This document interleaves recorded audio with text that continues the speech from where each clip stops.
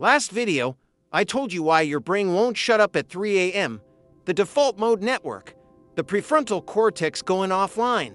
All the science behind why you're lying there replaying conversations from 6 years ago. And a lot of you commented, okay, but now what? I still can't sleep.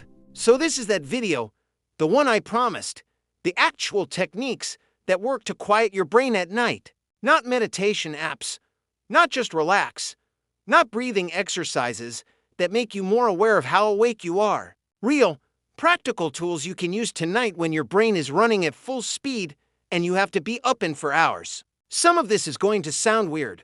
Some of it's going to sound too simple. But I need you to trust me and actually try it. Because these aren't theories. These are the things that actually work. Let's go. First thing first, we need to talk about what you're doing wrong right now. And I don't mean that in a judgmental way.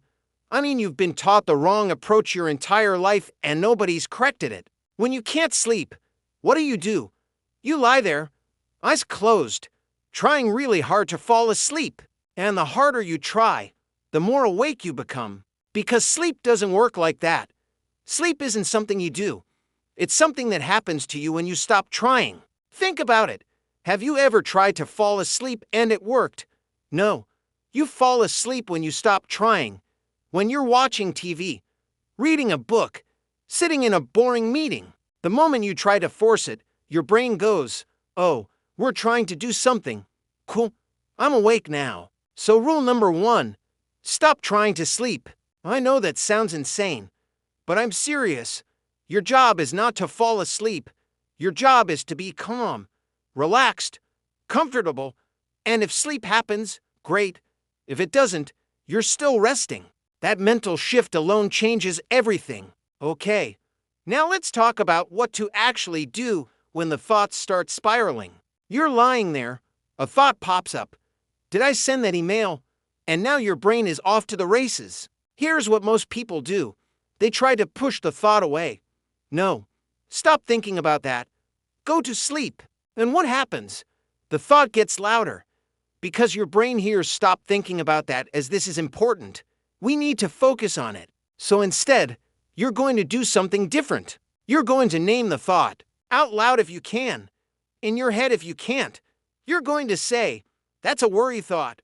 Or that's a what-if thought, or that's a replay thought. You're not engaging with it. You're not solving it. You're just naming it, labeling it, like you're a scientist observing your own brain. And then you let it go. You don't push it away. You just let it float past like a cloud. And you bring your attention back to something neutral. Your breathing, the weight of the blanket, the pillow under your head, anything happening right now in the present moment. The thought will come back. It always does. And when it does, you do the same thing. Name it, let it go, come back to now, over and over, without frustration, without judgment, just gently redirecting. This isn't about stopping the thoughts. It's about changing your relationship with them. Now here's a technique that sounds ridiculous, but works better than anything else I've ever tried. It's called the body scan. And no, it's not some hippie nonsense. It's neuroscience. Here's how it works. You start at the top of your head, and you bring your attention to that area. Not thinking about it, just noticing it. Is there tension, warmth, coolness, tingling? Just notice. Then you move down. Forehead, eyes, jaw, neck, shoulders. One area at a time. Slowly, really slowly. And as you're doing this, you're giving your brain something to focus on that isn't the spiral. You're grounding yourself in your body instead of your head. And here's the magic part. Most people fall asleep before they finish because your brain gets bored. It's not designed to pay attention to your left knee. So it checks out and sleep happens. But even if you don't fall asleep, you're still getting rest because your body is relaxing. Your nervous system is calming down. And that's what you actually need. Okay, next one. And this is for the nights when your brain is really going. When one thought leads to another and you're spiraling hard. You're going to write it down. I know. You're in bed. It's dark. You don't want to turn on the light. But do it anyway. Keep a notebook next to your bed, or your phone with the brightness turned all the way down. And when a thought won't leave you alone, write it down. Not a whole journal entry, just the thought. Email Jim, appointment at 2 p.m. Did I lock the door? Whatever it is, get it out of your head and onto the page. Because here's what happens. Your brain is holding onto that thought because it thinks it's important. It thinks if it lets go, you'll forget, and forgetting could be dangerous. But when you write it down, you're telling your brain, it's handled, it's safe, you can let go now. And most of the time, it does. Now let's talk about what to do when nothing is working. When you've tried everything and you're still wide awake, and it's been 2 hours and you're starting to panic because you have to be up soon. Here's what you do. You get up. I know, that's the last thing you want to do. But staying in bed, staring at the ceiling, spiraling about how you can't sleep, that's making it worse. Your brain is starting to associate your bed with anxiety instead of sleep. And the longer you lie there, the stronger that association gets. So get up. Go to another room. Do something boring. Not your phone. Not TV. Something genuinely boring. Read a book you don't care about. Fold laundry. Organize a drawer. Something that requires just enough focus to distract you, but not enough to wake you up fully. And when you start to feel tired, go back to bed. This breaks the cycle. It stops your brain from treating your bed like a battlefield. Here's another one, and this is specifically for the overthinkers who replay conversations.